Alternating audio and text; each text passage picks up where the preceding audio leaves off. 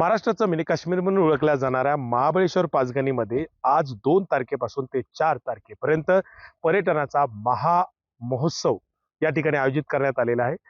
पर्यटक तब्बल 10 लाख पेक्षा अधिक पर्यटक या महोत्सवामध्ये दाखल होण्याची शक्यता निर्माण झाल्याने पर्यटकांच्या खास विशेष सोयीसाठी इको फ्रेंडली टेंट देखील या ठिकाणी निर्माण करण्यात आलेले आहे. आपण पाहू शकतो की हे इको फ्रेंडली टेंट या ठिकाणी पूर्णतः पर्यटकांसाठी या ठिकाणी वातानुकूलित असे टेंट्स आहेत.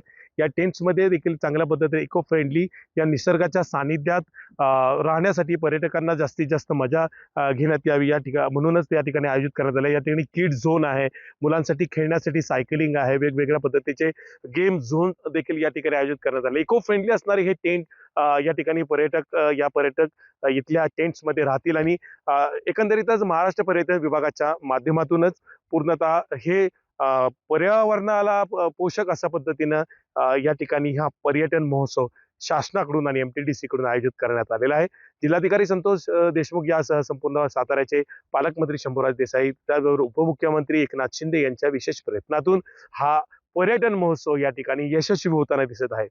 तब्बल पर्यटक आज सकाळपासूनच दाखल झालेले आहेत आणि त्याचबरोबर आज या पर्यटन महोत्सवाला मोठ्या प्रमाणात गेम्स, त्याचबरोबर मनोरंजन आणि वेगवेगळ्या पद्धतीच्या खाऊगल्ली अशा वेगवेगळ्या पद्धतीची, त्याचबरोबर नाईट मधील लेझर शो अशा वेगवेगळ्या पर्यटकांच्या मनोरंजनासाठी या ठिकाणी या महापर्यटन या महोत्सवामध्ये पर्यटकांसाठी एक मोठी जत्राच मांडली जात आहे.